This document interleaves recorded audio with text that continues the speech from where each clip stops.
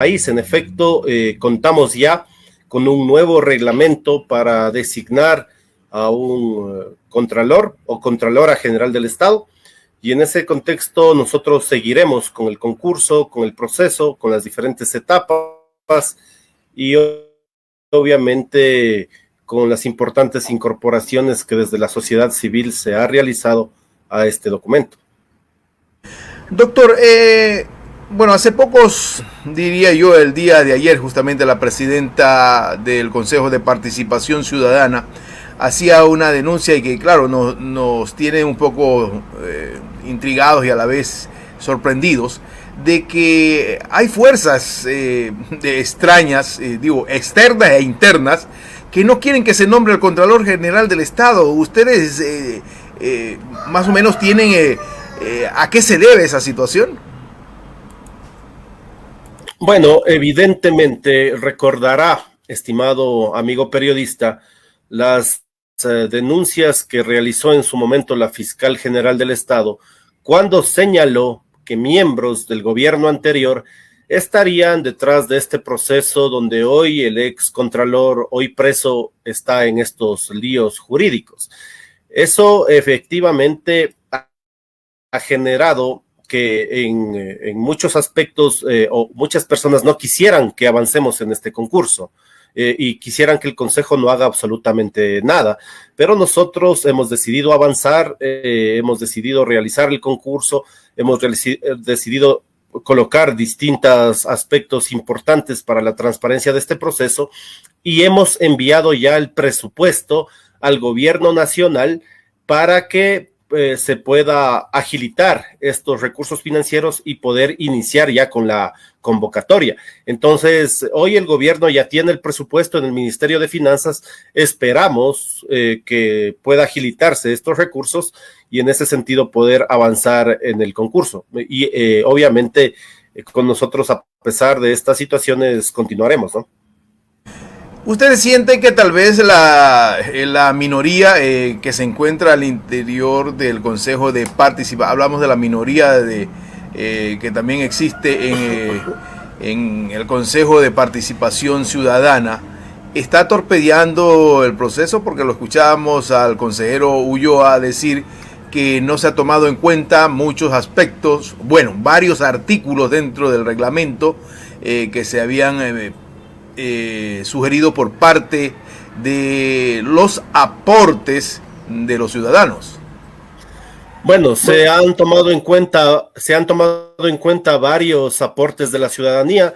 Precisamente una de las propuestas la dio él y que está incorporada en el reglamento, que es solicitar un certificado psicológico a los participantes otorgado por un psicólogo industrial que al menos esté en la profesión 5 años. Entonces se ha incorporado varios elementos, veeduría ciudadana, altos estándares académicos, varias de las propuestas de la ciudadanía.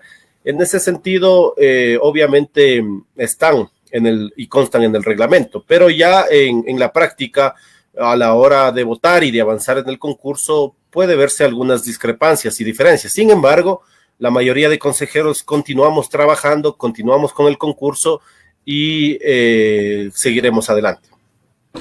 Ahora se escuchan rumores, no son todavía oficiales, pero de que podría existir alguna situación jurídica en torno al reglamento, o sea, presentar algún recurso para que este reglamento no sea validado por supuestamente vulnerar situaciones en el aspecto constitucional. ¿Usted qué conoce sobre eso? Bueno, para nada. Nosotros tenemos la facultad normativa, de acuerdo al artículo 38, numeral 4 de la Constitución. El Consejo de Participación es la entidad que dicta las normas, que hace el reglamento y que genera estos procesos. Es como si los asambleístas realizan obviamente las leyes, las modifican y realizan la tarea legislativa.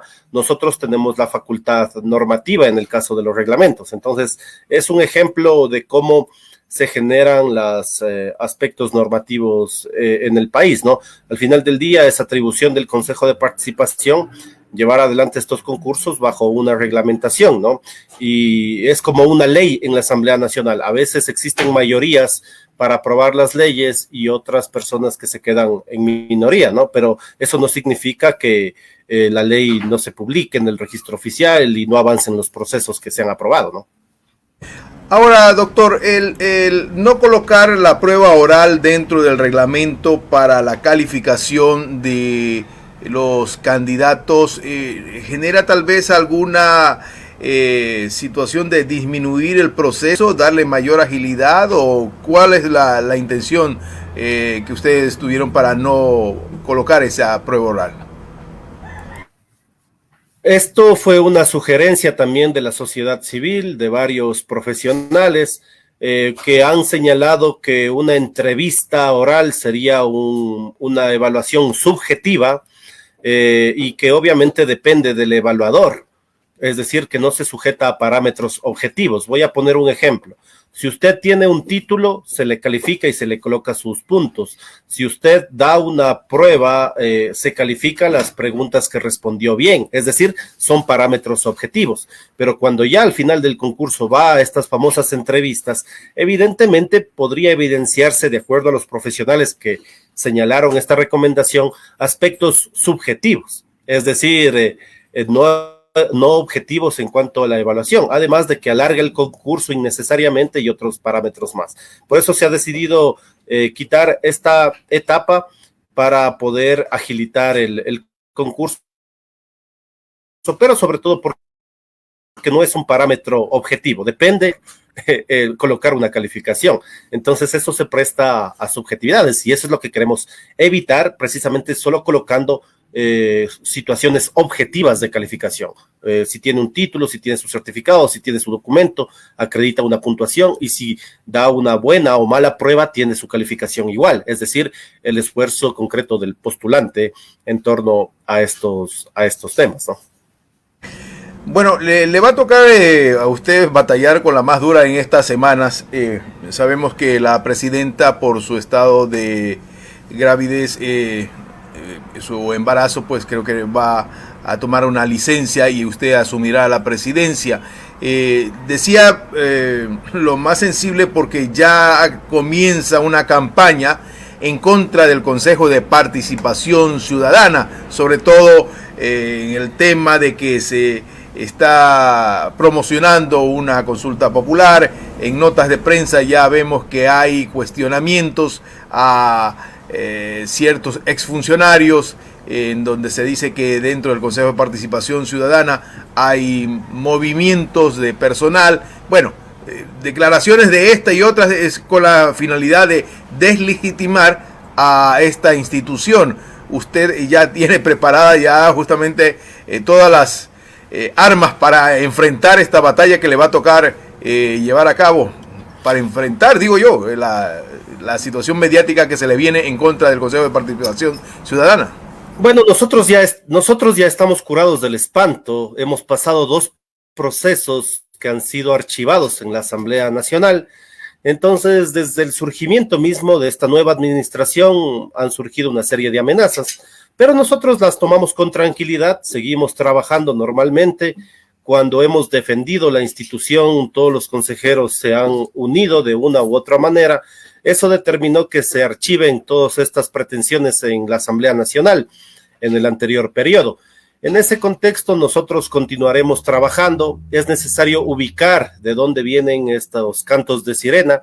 El secretario de Comunicación del gobierno fue enfático y claro el día de ayer al señalar que una consulta no es la prioridad, precisamente porque son otras las preocupaciones del ecuatoriano de a pie, de los trabajadores, de los comerciantes, de los ciudadanos. La vacunación masiva a 9 millones de personas, que hay que acelerar ese proceso, el tema de la generación de empleo, la reactivación económica, la inversión en salud y educación. Aprovecho para expresar la solidaridad de todo el Pleno del Consejo de Participación a la lucha de los maestros y maestras a nivel nacional que están luchando en defensa de las reformas a la ley de educación. Entonces son esas las preocupaciones del ecuatoriano, de los campesinos que se levantaron en un paro en la costa ecuatoriana para exigir atención del gobierno, créditos al 1% de interés a 30 años plazo, los jóvenes libre ingreso a la universidad. Entonces, a nadie, yo creo que en sus 5 sentidos, se le podría ocurrir que en medio de nuevas variantes de la variable Delta y otra del coronavirus, nuevamente se pretenda aglomerar a la ciudadanía a un costo de $50 millones que cuesta una consulta popular para pretender eliminar una institución de 7 millones, es decir, 7 veces más, un experimento que podría incluso salir mal, ¿no? Entonces, nosotros estamos tranquilos, continuamos trabajando, entendemos que si uno de 137 asambleístas ha señalado este tema, es respetable, pero no es la gran mayoría, es decir, es uno más de los 137, y sobre todo es necesario ubicar bien lo siguiente. Este famoso comité de la reinstitucionalización, es decir, el señor Dávila, el señor Seraquibe, que fueron quienes estuvieron en el Consejo Transitorio y quienes pusieron por la ventana al contralor que hoy está preso, son los responsables de lo que está pasando en el país, pues. Entonces, estos señores, antes de proponer cualquier barbaridad, deberían rendirle cuentas al país y a la justicia de por qué no hicieron reglamento, por qué no hicieron concurso y por qué impusieron a una autoridad que hoy precisamente está presa y cuestionada. O sea, es ser ya bastante un cinismo de tal magnitud que estos personajes que son corresponsables de esta crisis deberían más bien estar respondiendo ante la justicia y rindiendo cuentas, ¿no? Bueno, y así están las cosas. Ese es el país decía alguien, algún amigo, el país de Manuelito. Bueno, ahora el tema se les viene con la situación del defensor del pueblo. Hay cuestionamientos un tanto duros contra uno de los consejeros, de la consejera Ivette Estupiñán, sobre todo porque se señala que ella tiene algún familiar del el defensor del pueblo, Freddy Carrión, y que su hermano está aquí en Esmeraldas como defensor del pueblo. Entonces va a haber un cuestionamiento hay un cuestionamiento por parte de los consejeros de minoría que están señalando que hay relación, y por eso es que el exhorto de ellos de pedir la renuncia de Freddy Carrión no ha surtido efecto. Entonces se van a generar una serie de situaciones más adelante sobre esos aspectos. Bueno, quiero señalar enfáticamente que en este tema ha tomado todavía una resolución desde el Consejo de Participación. Obviamente se envió a realizar un informe jurídico. Usted conoce que todas las autoridades, entre ellas el Defensor del Pueblo, están sujetas a fiscalización y juicio político por parte de la Asamblea Nacional. Entonces, si se da, por ejemplo, esta alternativa, tal como hoy avanza el proceso de juicio al excontralor, evidentemente el Consejo podrá tomar una determinación también. Lo lamentable que veo en esto es esta pugna, ¿no?, entre las actuales o anteriores autoridades o que dicen serlo.